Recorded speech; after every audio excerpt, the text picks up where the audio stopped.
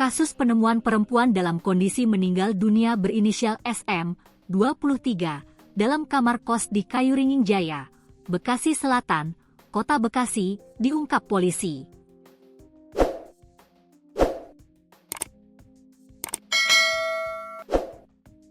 Kepala Satuan Reskrim Polres Metro Bekasi Kota, AKBP Braille Arnold Rondonu, mengatakan SM adalah korban menghilangkan nyawa. Pelaku menghilangkan nyawa SM diketahui laki-laki berinisial AH, 29, suami siri korban. Korban SM bekerja sebagai terapis spa. AH tega menghabisi istri sirinya karena cemburu. Pelaku penghilangan nyawa korban karena cemburu.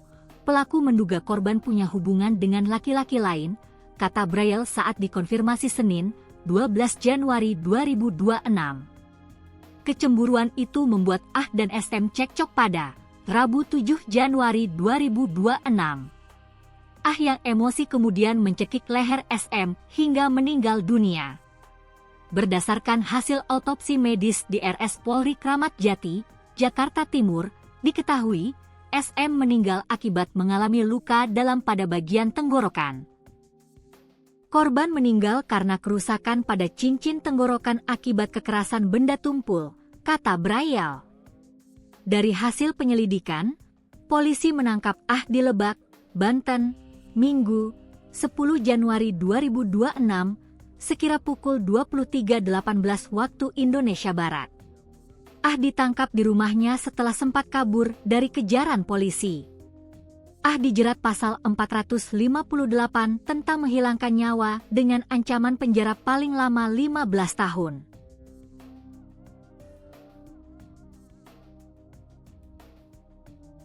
Polisi menangkap R, terduga pelaku kasus penemuan terapis wanita berinisial SM, 23, dalam kondisi meninggal dunia di dalam kamar kos. Terapis itu ditemukan meninggal di kamar kos di Jalan Letnan Arsyad Raya, Kayuringing Jaya, Bekasi Selatan, Kota Bekasi, Rabu, 7 Januari 2026, malam. R ditangkap di Kampung Sanding, Sumur Bandung, Cikulur, Lebak, Banten. Kepala Subdit Resmob Ditreskrimum Polda Metro Jaya, AKBP Resa Fiardi Marasabesi, Senin, 12 Januari 2026. Mengatakan, penangkapan R dilakukan pada Minggu, 11 Januari 2026, pukul 23.30 waktu Indonesia Barat. R yang memiliki tato di tangan kirinya itu ditangkap di sebuah rumah. Belum dijelaskan detail kronologi penangkapan dan keterkaitan R dengan korban. Kasat Reskrim Polres Metro Bekasi Kota, AKBP Braille Arnold Rondonu, mengatakan pihaknya melakukan pemeriksaan sejumlah pihak, di antaranya keluarga korban. Agus Sunandar, kerabat korban, diminta mendatangi tempat kos atas permintaan Ibu SM setelah SM tidak bisa dihubungi sejak siang hari.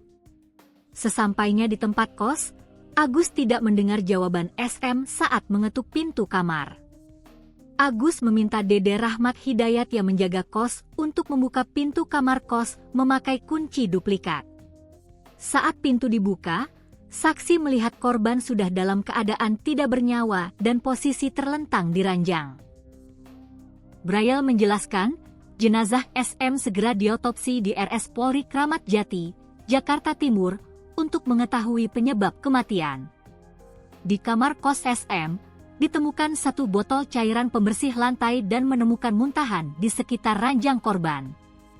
Polisi tidak ditemukan tanda-tanda kekerasan terhadap korban. Hingga kini, polisi masih menunggu hasil otopsi dari tim medis RS Polri Kramat Jati guna mengungkap penyebab pasti korban meninggal dunia.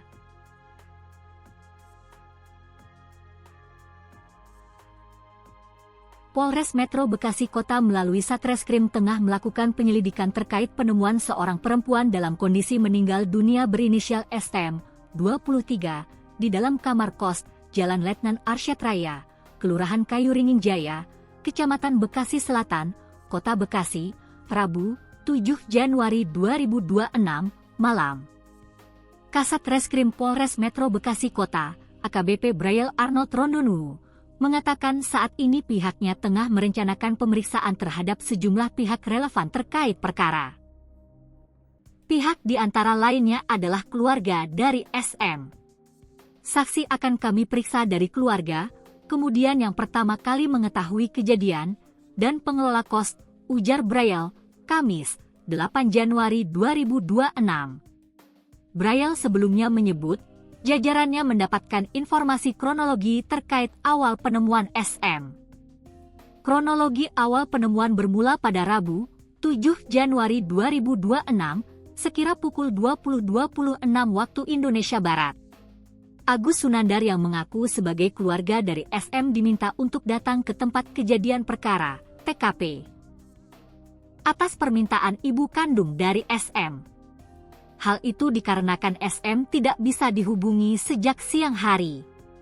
Sesampainya di TKP, Agus menggedor pintu kamar kos SM namun tidak ada jawaban. Kemudian Agus meminta kepada Dede Rahmat Hidayat sebagai pengurus kos untuk mengecek dan membuka pintu kamar kos. Saat Agus dan Dede mengecek kamar kos SM, ternyata pintu kamar dalam keadaan terkunci.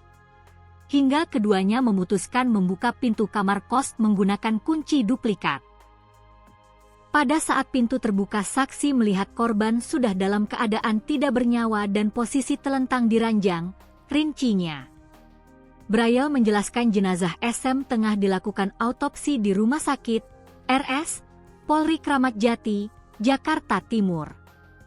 Keputusan autopsi dilakukan atas persetujuan keluarga SM untuk mengetahui penyebab kematian. Sampai dengan hari ini keluarga korban sudah membuat laporan polisi kepada Polres Metro Bekasi Kota dan sampai saat hari ini kami masih dalam upaya mendalami penyebab kematian, jelasnya.